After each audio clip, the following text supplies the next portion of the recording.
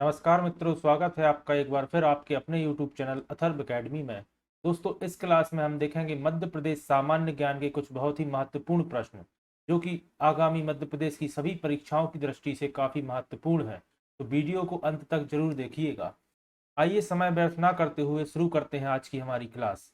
पहला प्रश्न है, प्रसिद्ध धनुषधारी मंदिर किस जिले में स्थित है? दोस्तों, प्रसिद्ध धनुषधारी मंदिर मध्य प्रदेश के छतरपुर जिले में स्थित है, याद रखिएगा। अगला प्रश्न है, आगर मालवा में कौन सी नदी बहती है? तो दोस्तों, छोटी काली सिंध नदी आगर मालवा से होकर बहती है। अगला प्रश्न है, किस स्थान पर अल्कॉइड फैक्ट्री स्थित है? तो दोस्तों, अल्कॉइड फैक्ट्री नीमच में स्थित है, याद रखिएगा। अगला प्रश्न है, किस वर्ष भोपाल में भारतीय वन प्रबंधन संस्थान स्थापित किया गया था? तो दोस्तों, याद रखिएगा, वर्ष 1982 में भोपाल में भारतीय वन प्रबंधन संस्थान स्थापित किया गया था। इससे यह प्रश्न भी बनता है कि भारतीय वन प्रबंधन संस्थान कहाँ स्थित है? तो याद रखिएगा, मध्य प्रदेश की राजधानी भोपाल में। अगला प्रश्न है, उमरिया के बांधवगढ़ किले में किस देवता की मूर्ति को देखा जा सकता है? तो दोस्तों, उमरिया के बांधवगढ़ किले में भगवान विष्णु की मूर्ति स्थित है, याद रखिएगा। अगला प्रश्न है, सीहोर के उस प्रसिद्ध मंदिर का नाम बताइए जिसके बारे में कहा जाता है कि इसका निर्माण विक्रमादित्य द्वारा कराया गया था और इसकी मरम्मत मराठा पेशवा बाजीराव द्वारा कराई गई थी। तो दोस्तों, उस मंदिर का नाम है सिद्ध गणेश मंदिर, जो कि सीहोर में स्थित है, याद रखिएगा। अगला प्रश्न है, झाबुआ जिले की दक्षिणी सीमा से कौन सी नदी निकलती है? तो दोस्तों, झाबुआ जिले की दक्षिणी सीमा से नर्मदा नदी निकलती है, जो कि अनूपपुर जिले में स्थित अमरकंटक की पहाड़ियों से निकलती है, याद रखिएगा। साथ ही दोस्तों, नर्मदा के साथ सोन एवं जोहिला नदी का भी उद्गम अमरकंटक की पहाड़ियों से ही होता है, याद रखिएगा। अगला प्रश्न है, भगौरिया उत्सव मुख्य रूप से कहाँ मनाया जाता है? तो दोस्तों, अलीराजपुर एवं झाबुआ जिलों में भगौरिया महोत्सव मनाया जाता है। अगला प्रश्न है, भोपाल की पहली महिला शासक का नाम बताइए? तो दोस्तों, बेगम गौहर कुदसिया भोपाल की पहली महिला शासक थी, याद रखिएगा। अगला प्रश्न है, मध्य प्रदेश के किस जिले में ओमकालेश्वर मंदिर स्थित है? तो दोस्तों, ओमकालेश्वर का मंदिर मध्य प्रदेश के खंडवा जिले में स्थित है। ओमकालेश्वर दोस्तों मध्य प्रदेश में स्थित दो ज्योतिर्लिंगों में से एक है, याद रखिएगा। अगला प्रश्न है, मध्य प्रदेश के किस जिले में संस्कृत विद्यालय स्थित है? तो दोस्तों, मध्य प्रदेश के उज्जैन जिले में संस्कृत विद्यालय स्थित है, याद रखिएगा। अगला प्रश्न है, बगदरा अभ्यारण्य कहाँ स्थित है? तो दोस्तों, बगदरा अभ्यारण्य मध्य प्रदेश के सीधी जिले में स्थित है। अगला प्रश्न है, किस जिले में पंचमठा मंदिर स्थित है? तो दोस्तों, पंचमठा मंदिर जबलपुर में स्थित है। अगला प्रश्न है, किसने पचमढ़ी पहाड़ियों की खोज की थी? तो दोस्तों, जेम्स फॉसेट ने पचमढ़ी पहाड़ियों की खोज की थी। अगला प्रश्न है, बैतूल में प्रत्येक वर्ष भूत मेला कहाँ आयोजित किया जाता है? तो दोस्तों, यह बैतूल के पास मलाजपुर में आयोजित किया जाता है। साथ ही इसका यह प्रश्न भी बन सकता है कि भूत मेले का आयोजन मध्य प्रदेश में कहाँ किया जाता है? तो ऑप्शन में आपको बैतूल भी मिल सकता है, याद रखिएगा। अगला प्रश्न है, बटेश्वर मंदिर समूह कहाँ स्थित है? तो दोस्तों, बटेश्वर मंदिर समूह मुरैना जिले में स्थित है। अगला प्रश्न है, इंदिरा गांधी राष्ट्रीय मानव संग्रहालय कहाँ स्थित है? तो दोस्तों, यह भोपाल में स्थित है और भोपाल में ही दोस्तों यह श्यामला हिल्स पर स्थित है, जहां मुख्यमंत्री निवास है, याद रखिएगा। अगला प्रश्न है, किस जिले में बीना रिफाइनरी है जिसे भारत ओमान तेल रिफाइनरी के नाम से भी जाना जाता है? तो दोस्तों, बीना रिफाइनरी सागर के बीना नामक क्षेत्र में स्थित है। अगला प्रश्न है, मंदसौर में सिमना नदी के किनारे कौन सा एक प्रसिद्ध मंदिर है? तो दोस्तों, मंदसौर में पशुपतिनाथ का मंदिर है, जो कि सिमना नदी के किनारे स्थित है। इससे प्रश्न बन सकता है कि पशुपतिनाथ का मंदिर कहाँ स्थित है? तो याद रखिएगा, मंदसौर में। साथ ही प्रश्न बन सकता है कि पशुपतिनाथ का मंदिर किस नदी के तट पर स्थित है? तो याद रखिएगा, सिमना नदी के तट पर। यह प्रश्न पूछा जा सकता है, मंदसौर किस नदी के तट पर स्थित है? तो याद रखिएगा, सिमना नदी के। साथ ही याद रखिएगा, पशुपतिनाथ मंदिर में अष्टमुखी शिवलिंग विराजमान है, तो यह प्रश्न भी बन सकता है। अगला प्रश्न है, हरदा जिले की प्रसिद्ध तेली की सराय कहाँ स्थित है? तो दोस्तों, यह हरदा के पास हंडिया नामक स्थान पर स्थित है, तेली की सराय। अगला प्रश्न है, मध्य प्रदेश के किस शहर में मशहूर गायक कुमार गंधर्व का संबंध है? तो दोस्तों, देवास को कुमार गंधर्व की कर्म भूमि के नाम से जाना जाता है, याद रखिएगा। अगला प्रश्न है, जनसंख्या की दृष्टि से मध्य प्रदेश का सबसे बड़ा शहर कौन सा है? तो दोस्तों, आप सभी जानते होंगे, जनसंख्या की दृष्टि से इंदौर शहर मध्य प्रदेश का सबसे बड़ा शहर है। और इंदौर को ही मध्य प्रदेश की वाणिज्यिक राजधानी भी कहा जाता है। अगला प्रश्न है, विशेष जनजाति की जनसंख्या में प्रथम स्थान पर कौन सा राज्य है? तो दोस्तों मध्य प्रदेश राज्य विशेष जनजाति की जनसंख्या की दृष्टि से भारत में पहले स्थान पर है। अगला प्रश्न है, भगवान आदिनाथ की सबसे बड़ी प्रतिमा किस जिले में स्थित है? तो दोस्तों यह बड़वानी में स्थित है और इसे 52 गजा के नाम से जाना जाता है, याद रखिएगा। अगला प्रश्न है, किसे मध्य प्रदेश की ऊर्जा राजधानी के रूप में जाना जाता है? तो दोस्तों सिंगरौली को मध्य प्रदेश की ऊर्जा राजधानी के रूप में जाना जाता है। अगला प्रश्न है, मध्य प्रदेश के कौन से नेता पहले गृह मंत्री और बाद में नेहरू जी के मंत्रिमंडल में रक्षा मंत्री रहे हैं? तो दोस्तों मध्य प्रदेश के कैलाश नाथ काटजू, जो कि मध्य प्रदेश के पहले नेता है जो गृह मंत्री भी और नेहरू जी की मंत्रिमंडल में रक्षा मंत्री रहे हैं, याद रखिएगा।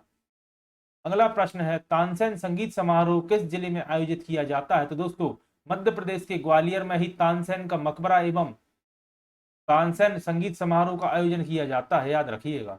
अगला प्रश्न है, उज्जैन महाकाल मंदिर के महाकालेश्वर की मूर्ति किस दिशा में है? तो दोस्तों याद रखिएगा, महाकालेश्वर की मूर्ति एक दक्षिण मुखी शिवलिंग है। अगला प्रश्न है, सीधी जिले का सबसे बड़ा राष्ट्रीय उद्यान कौन सा है? तो दोस्तों संजय राष्ट्रीय उद्यान, जो कि सीधी जिले में है। अगला प्रश्न है, नीमच में जावत और मनासा किसके लिए प्रसिद्ध है? तो दोस्तों यह चट्टान चित्रकला के लिए प्रसिद्ध है, याद रखिएगा।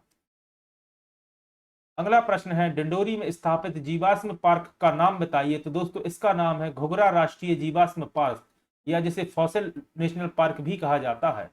अगला प्रश्न है, किस राज्य ने ज्ञानदूत ई शासन परियोजना का प्रारंभ किया था? तो दोस्तों मध्य प्रदेश शासन ने ज्ञानदूत ई शासन परियोजना का प्रारंभ किया था। अगला प्रश्न है, मध्य प्रदेश के जिलों में से किसे मुड़ावरा कहा जाता है? तो दोस्तों मध्य प्रदेश के कटनी का ही नाम मुड़ावरा भी है। अगला प्रश्न है, मध्य प्रदेश में कितने लोकसभा निर्वाचन क्षेत्र हैं? तो दोस्तों मध्य प्रदेश में कुल 29 लोकसभा निर्वाचन क्षेत्र हैं। अगला प्रश्न है, उमा भारती के बाद मध्य प्रदेश के मुख्यमंत्री कौन बने? तो दोस्तों उमा भारती, जो कि मध्य प्रदेश की पहली महिला मुख्यमंत्री थी, उनके बाद बाबूलाल गौर मध्य प्रदेश के मुख्यमंत्री बने। साथ ही प्रश्न पूछा जाता है कि मध्य प्रदेश के किस राजनेता को बुलडोजर के नाम से जाना जाता है? तो याद रखिएगा, पूर्व मुख्यमंत्री बाबूलाल गौर को ही बुलडोजर के नाम से भी जाना जाता है। अगला प्रश्न है, भीमबेटका की गुफाएं किस जिले में स्थित है? तो दोस्तों भीमबेटका की गुफाएं रायसेन जिले में स्थित है और भीमबेटका की गुफाएं दोस्तों विश्व धरोहर की सूची में भी शामिल है। अगला प्रश्न है, पयाली जल परिसर कहाँ स्थित है? तो दोस्तों यह मध्य प्रदेश के सिवनी में स्थित है। सिवनी को दोस्तों मध्य प्रदेश के लखनऊ के नाम से जाना जाता है। अगला प्रश्न है, वर्तमान जिला कटनी किस जिले से पृथक कर किस जिले का पहले हिस्सा था? तो दोस्तों वर्तमान जिला कटनी जबलपुर जिले से पृथक करके एक नया जिला बनाया गया था, याद रखिएगा। अगला प्रश्न है, बांधवगढ़ मध्य प्रदेश के किस जिले में स्थित है और किस वर्ष इसे राष्ट्रीय उद्यान के रूप में घोषित किया गया? तो दोस्तों बांधवगढ़ मध्य प्रदेश के उमरिया जिले में स्थित है और वर्ष 1968 में से राष्ट्रीय उद्यान का दर्जा प्राप्त हुआ था, याद रखिएगा। अगला प्रश्न है, किस राजपूत वंश ने बुंदेलखंड के ऊपर एक बार शासन किया था? तो दोस्तों चंदेल वंश ने बुंदेलखंड के ऊपर शासन किया था। दोस्तों चंदेल वंश के ही शासकों ने खजुराहो के प्रसिद्ध मंदिरों का निर्माण कराया है। चंदेलों की राजधानी दोस्तों महोबा थी, याद रखिएगा। अगला प्रश्न है, विश्व सामाजिक न्याय दिवस हर साल कब मनाया जाता है? तो याद रखिएगा 20 फरवरी को प्रति वर्ष विश्व सामाजिक न्याय दिवस के रूप में मनाया जाता है। अगला प्रश्न है, अमर कवि कालिदास किस स्थान से संबंधित है? तो दोस्तों मध्य प्रदेश के उज्जैन को कालिदास की नगरी के रूप में भी जाना जाता है और उज्जैन में ही दोस्तों कालिदास अकादमी भी स्थित है और प्रतिवर्ष कालिदास समारोह का आयोजन भी उज्जैन में ही किया जाता है। अगला प्रश्न है, माधवगढ़ किला मध्य प्रदेश के किस जिले में स्थित है? तो दोस्तों माधवगढ़ का किला मध्य प्रदेश के सतना जिले में स्थित है, याद रखिएगा। अगला प्रश्न है, मध्य प्रदेश का मुख्य वाणिज्यिक केंद्र किस जिले में स्थित है? तो दोस्तों मध्य प्रदेश की वाणिज्यिक राजधानी इंदौर में ही मध्य प्रदेश का मुख्य वाणिज्यिक केंद्र भी स्थित है। अगला प्रश्न है, मांडू के निकटतम हवाई अड्डा कौन सा है? तो दोस्तों मांडू के निकटतम हवाई अड्डा इंदौर हवाई अड्डा है, जिसका नाम देवी अहिल्याबाई अंतरराष्ट्रीय हवाई अड्डा है और मांडू दोस्तों धार जिले के अंतर्गत आता है, याद रखिएगा। धार जिसे राजा भोज की नगरी के नाम से जाना जाता है। अगला प्रश्न है, बालाघाट जिले में कोटेश्वर महादेव मंदिर कहां पर स्थित है? तो दोस्तों यह बालाघाट के पास काशी तोला नामक लौंजी तहसील में स्थित है, याद रखिएगा। अगला प्रश्न है, नर्मदा में बिंद और सतपुड़ा और दामोदर नदी में छोटा नागपुर के बीच क्या समानता है? तो दोस्तों दोनों ही दरार घाटियों के मध्य बह रही नदियां हैं, याद रखिएगा। नर्मदा नदी विंध्याचल एवं सतपुड़ा नदी पर्वत श्रृंखला के मध्य बहती है और दामोदर नदी छोटा नागपुर पठार के समानांतर बहती है, याद रखिएगा। अगला प्रश्न है, मध्य प्रदेश को एक पूर्ण राज्य का दर्जा कब मिला था? तो दोस्तों 1 नवंबर 1956 को मध्य प्रदेश को एक पूर्ण राज्य का दर्जा मिला था। और इस टॉपिक पे दोस्तों मैंने एक सेपरेट वीडियो बनाकर भी अथर्व एकेडमी चैनल पर डाल रखी है, जो एक बार आप जरूर देखिएगा। अगला प्रश्न है, राजवाड़ा महल कहाँ स्थित है? तो आप सभी जानते होंगे राजवाड़ा महल होलकर वंश का एक महल है जो कि इंदौर में स्थित है। अगला प्रश्न है, राज बहादुर महल किस जिले में स्थित है? तो दोस्तों राज बहादुर महल मांडू में स्थित है, याद रखिएगा।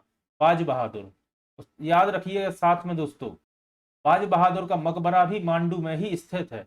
इस पर भी अधिकतर प्रश्न पूछा जाता है।